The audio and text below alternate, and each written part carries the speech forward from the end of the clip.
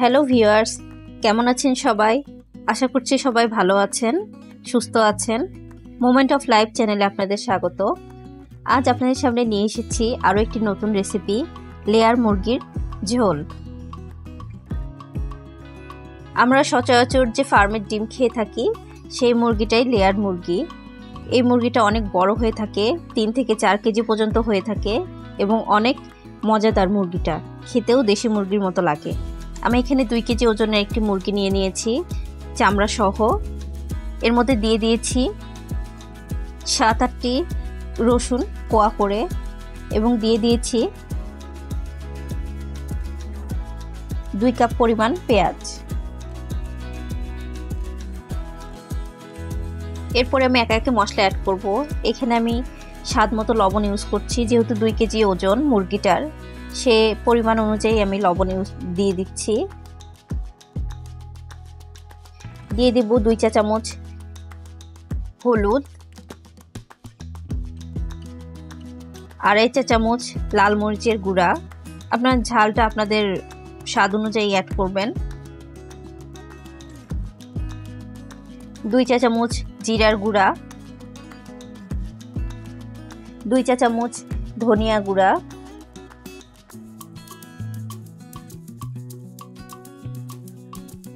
রসুন বাটা দিয়ে দিচ্ছি 3 চা চামচ পরিমাণ।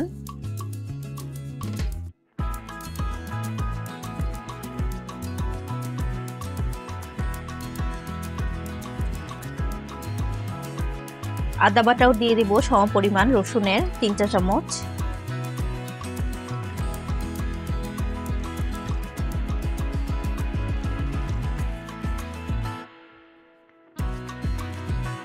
দিয়ে দিচ্ছি সরিষার তেল। এখানে আমি 1 কাপ পরিমাণ সরিষার তেল দিচ্ছি।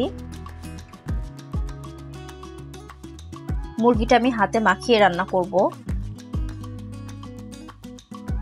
দিয়ে দিচ্ছি 2 চা চামচ ভিনেগার। যেহেতু এই মুরগিটা অনেক শক্ত হয়ে থাকে, এই জন্য মুরগিটা তাড়াতাড়ি যেন নরম হয়ে যায়, এই জন্য আমি ভিনেগারটা ইউজ করছি। আপনারা চাইলে নাও ইউজ করতে পারেন। এখন আমি মুরগিটা খুব ভালোভাবে মশলার সাথে মাখিয়ে নেব, যেন মুরগির সব জায়গায় মশলাটা ভালোভাবে যায়। এখানে আমি চামড়া সহ মুরগিটা নিয়েছি, কারণ এই মুরগির চামড়ার সাথে অনেক তেল ও চর্বি হয়ে থাকে এবং চামড়াটা খেতে অনেক মজা লাগে। আপনারা চাইলে চামড়াটা বাদ দিতে পারেন যদি পছন্দ না হয় কারো।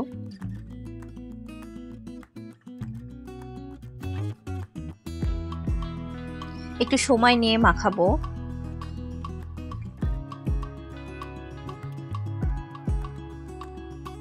মাখানো হয়ে গেলে আমি মুরগিটা 1 ঘন্টার জন্য রেস্টে রেখে দেব।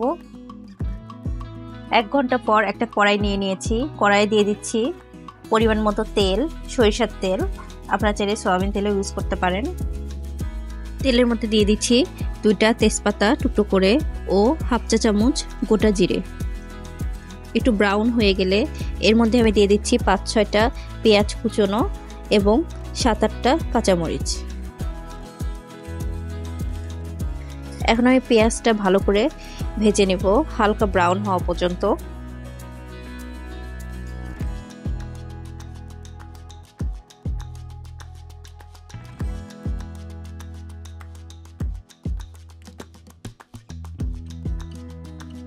পেঁয়াজটা ভাজা হয়ে গিয়েছে। এখন আমি আগে থেকে ম্যারিনেট করে রাখা মাংসটা দিয়ে দেব।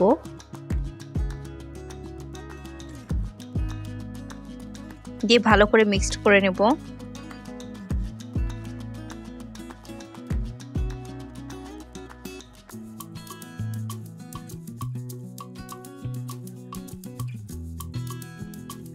এই মাংসটা অনেকক্ষণ টাইম নিয়ে কষাতে হয়, না হলে এই মুরগির একটা গন্ধ আছে, গন্ধটা থেকে যায়।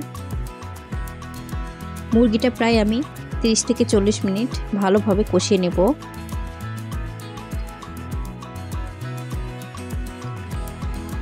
এখন আমি ঢেকে দিব 10 মিনিটের জন্য। 10 মিনিট পরে খুলে দেখব, দেখুন অনেকটা জল উঠে এসেছে, মাংস থেকেই জলটা ছেড়েছে। আবারও কিছুক্ষণ ভালোভাবে নাড়াচাড়া করে নেব, নিয়ে আবার ঢেকে দেব। এভাবেই আমি মাংসটা কষাবো ঢাকা দিয়ে দিয়ে।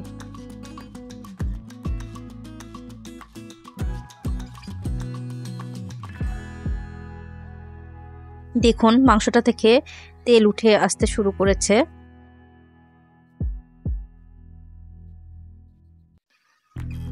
আমি 30 মিনিট কষানোর পরে মাংসর মধ্যে দিয়ে দিচ্ছি 10-12টি আলু টুকরো করে, ছোট আলু। আলুটা দিয়ে আমি আরও 10 মিনিট কষাবো।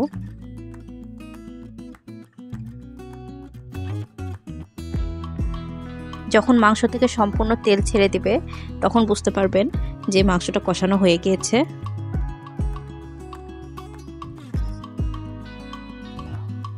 আর মাংসটা কষানো হয়ে গেছে। এখন আমি কষানো মাংসটা প্রেসার কুকারে দিয়ে দিব, কারণ এই মাংস প্রেসার কুকারে না দিলে ভালোভাবে সিদ্ধ হবে না এবং খেতে ভালো লাগবে না। প্রেসার কুকারে দিয়ে আমি পরিমাণ মতো ঝোলের জন্য জল দিয়ে দিচ্ছি।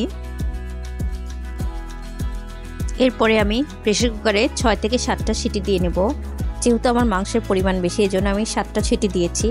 আপনাদের পরিমাণ মতো মাংসের উপর নির্ভর করে প্রেসার কুকারে সিটিটা দিবেন।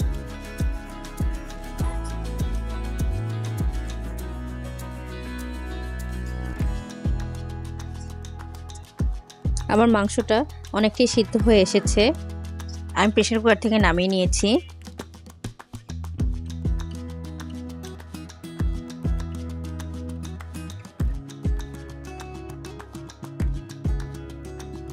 এখন আমি এর মধ্যে অ্যাড করব 1.5 চা চামচ পরিমাণ গরম মশলার গুঁড়া দিয়ে আমি 5 মিনিট ফুটিয়ে নেব।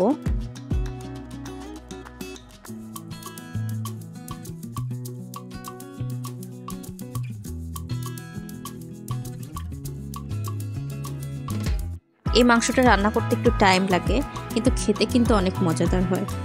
হয়ে গিয়েছে আমার মজাদার লেয়ার মুরগির তরকারি। আপনারা বাসায় অবশ্যই একবার হলেও ট্রাই করবেন। এই মুরগিটা খেতে একদমই দেশি মুরগির মতো লাগে। আপনারা অবশ্যই ট্রাই করবেন। রেসিপিটি যদি ভালো লেগে থাকে তো অবশ্যই লাইক করবেন এবং কমেন্ট করে আমাদের জানাবেন। আর যারা এখনও সাবস্ক্রাইব করেননি, সাবস্ক্রাইব করে আমাদের পাশে থাকবেন। ধন্যবাদ সবাইকে।